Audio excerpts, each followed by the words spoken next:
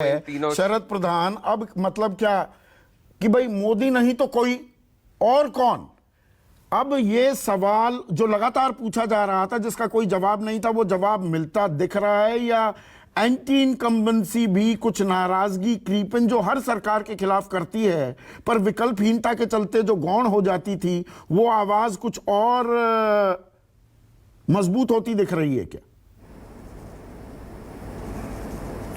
देखिए संदीप, ये जो मोदी नहीं तो कौन जो कैंपेन था वो बीजेपी और उनके सहयोगी दलों द्वारा ही चलाया गया, और उनके समर्थक जो ब्लाइंड सपोर्टर्स हैं मोदी के, वो ये कैंपेन चलाते हैं और ये बड़े सिस्टमैटिकली चला जाता है और बहुत सा मीडिया भी उसमें सपोर्ट करता है, क्योंकि ये बना करके कि जब ऑल्टरनेटिव नहीं है। ये उस जमाने में भी कहा जाता था जब 77 में जब इंदिरा गांधी वाला जब ये हुआ था, लेकिन अल्टीमेटली सारे लोग एक साथ आए। बीजेपी का पूरा प्रयास है कि विपक्ष किसी तरीके से एक ना हो पाए। जितनी तरीके की कार्रवाइयाँ की जा रही हैं और जो हो रही हैं, उनका सारा उद्देश्य यही है कि किसी तरह विपक्ष एक ना हो। लेकिन जो ट्रेंड्स बन रहे हैं, देखिए अभी भी वक्त है 24 के इलेक्शन में, और ये जो एक ये कहेंगे कि शुरुआत हो चुकी है। ये ठीक है, आप कहें कि कर्नाटक का इम्पैक्ट लोकसभा में नहीं पड़ेगा, टोटली नहीं पड़ेगा, ये बिल्कुल गलत है, मैं इससे नहीं सहमत हूं।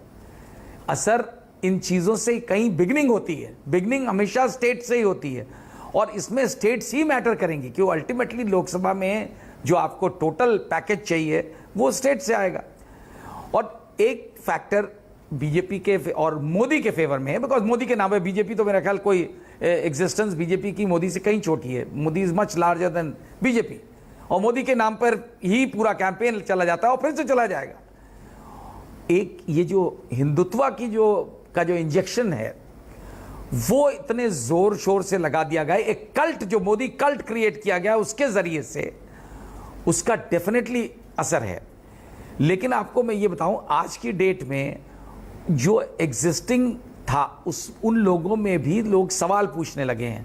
वही बातें जो आपने शुरू में कही इंट्रोडक्शन में, कि लोग जिन चीजों से त्रस्त हैं उनकी बात करने लगे हैं। जो करने लगे इसका मतलब सवाल उठाने लगे हैं। नहीं, हिंदुत्व की आपने बात की, एक सेकंड शरद भाई एक सेकंड के लिए इंटरवीन कर रहा हूं। वो हिंदुत्व का ये इंटरेस्टिंग है, I think I should point it out. Karnataka में हिंदुत्व एजेंडा बजरंग बली के जरिए जोर शोर से कि भाई बजरंग दल के खिलाफ सख्त कार्रवाई, बजरंग बली का अपमान वो जोड़ा, पर वो उल्टा पड़ गया। लगा कि बजरंग बली नाराज हो गए कि मुझे क्यों घसीट रहे हो राजनीति में। तो हमने हिंदुत्व राजनीति का एक ये अध्याय भी पढ़ा है कर्नाटक के चुनाव में। बिल्कुल नहीं, बिल्कुल हम उसी पे वही हम कहना चाह रहे थे कि शुरुआत जो मैं कह रहा था, शुरुआत हुई है, उसमें वो पंक्चर होना शुरू हो गया है। वो जो एक बिल्कुल इनविंसिबल वाला बलून था, उसमें कहीं ना कहीं होल्स शुरू हो गए हैं। और देखिए, ये एक दस्तूर है, एक ये नेचर का दस्तूर है कि लॉ ऑफ डिमिनिशिंग रिटर्न्स जिसे कहते हैं, हर चीज जो ऊपर जाती है वो अल्टीमेटली नीचे आती है। वो जो आपने शुरू में कहा वो बड़ी पते की बात है, उसको लोग इग्नोर करना चाहते हैं, बिकॉज जो मोदी कल्ट है वो उसको नहीं, इसमें नहीं बिलीव करता है कि मोदी पे वो नहीं अप्लाई करता है, सारी दुनिया पे अप्लाई करता होगा। तो ये बात कि एंटी इनकम्बेंसी, वही जो आप बात करते हैं, उसको मैं दूसरे शब्दों में कह रहा हूं, उसकी शुरुआत हो गई है, बिगिनिंग हैज बीन मेड। और ये इस इलेक्शन में मुझे लगता है अब इस पे बहुत डिपेंड करेगा कि विपक्ष की एकता कितनी बनती है। ये मैटर नहीं करेगा कि राहुल गांधी को इलेक्शन के लिए डिस्क्वालिफाइड है और शायद कोर्ट्स उनको राहत भी ना दें आगे, लेकिन राहुल गांधी कैंपेन करने से तो वंचित नहीं रह सकते ना। और राहुल गांधी बनाम मोदी ना होना क्या विपक्ष के लिए बेहतर है, और दरअसल कांग्रेस के लिए, बीजेपी के लिए नहीं बुरी खबर है। बेहतर है, बीजेपी के लिए बुरी खबर है। बीजेपी तो हर बार इन्होंने यही कोशिश करी कि मोदी बनाम राहुल बना दें, फिर वो फाइट इनइक्वल हो जाती है, बिकॉज राहुल के बारे में एक जो इमेज बन चुकी थी, हालांकि वो धीमे धीमे अब वो चेंज हो रही है, लेकिन उसमें वक्त लगेगा। तो अगर राहुल बनाम मोदी नहीं होता है इलेक्शन, तो वो डिसएडवांटेज बीजेपी है। एक और चीज आपने एक चीज बोली, उसमें मैं थोड़ा मैं ना इत्तफाकी यहां भी थोड़ी दर्ज कर रहा हूं। आपने कहा कि विपक्ष इकट्ठा ना हो, बीजेपी पुरजोर कोशिश कर बिल्कुल रही है। मुझे ऐसा लग रहा है कि जिस तरह से सीबीआई, ईडी, आईटी के छापे पड़ रहे हैं या संघीय ढांचे पर प्रहार की सुप्रीम कोर्ट की 5 जज की बेंच आज एक लोगों द्वारा चुनी हुई सरकार को उसके अख्तियार दे देती है पोस्टिंग ट्रांसफर के अध्यादेश के जरिए उसे निरस्त जो किया जाता है, विपक्ष को और मजबूर किया जा रहा है कि भैया साथ आ जाओ।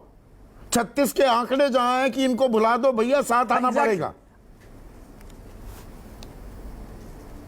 बिल्कुल बिल्कुल, आपने बिल्कुल सही पॉइंट आउट किया है। ये चीजें ही इन्हीं के एक्शन से, इसीलिए जब आदमी बहुत ज्यादा पावर, जब पावर ड्रंक हो जाता है तो ऐसी गलतियां करता है, क्योंकि उसको लगता है कि मेरे, अब जैसे ब्रिजभूषण शरण सिंह का है, उसमें इसलिए नहीं एक्ट कर रहे हैं कि अरे अब ये सब चीजों से क्या फर्क पड़ता है, मैं वो शख्सियत है मेरी कि मेरे नाम पे वोट मिलता है।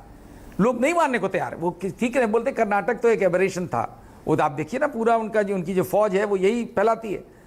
तो अभी भी जब जो उनका सुप्रीम लीडर है, उस जिसको कि एक तरीके का ये माना जाता है कि वो डिवाइन कुछ वो है उनका ऑरा, तो उनके ऊपर इन चीजों का असर नहीं पड़ता। उनके लिए मीनिंगलेस है कि हम अगर एक मोलेस्टर की साइड ले रहे हैं तो कोई बात नहीं है, लोग भूल जाएंगे सब ये सब। मतलब आप सोचिए, इससे ज्यादा गंदगी और क्या हो सकती है, मानसिकता कितनी गंदी हो सकती है कि एक ये महिला रेसलर्स हैं और ये मानना कि महिला रेसलर्स झूठ बोल रही हैं, इससे ज्यादा शर्मनाक। एक तरफ आप बात करें बेटी पे, आपने इसका भी जिक्र किया, मैं उस पर भी आना चाहता हूं, बेटी बचाओ बेटी पढ़ाओ, हालांकि वो गलती से मुंह से निकल गया था उनके बेटी बटा पटाओ, तो लेकिन हकीकत में वही दिख रहा है स्थिति, दुर्भाग्य है। और उसका डैमेज खाली करना है, मतलब डैमेज कंट्रोल के लिए भी पर बीजेपी सुकेश जानी जाती थी, महिलाओं जो संजीव कह रहे थे ये महिला कि किताब, महिला को। एक सेकंड सर, अब सुकेश की बारी है।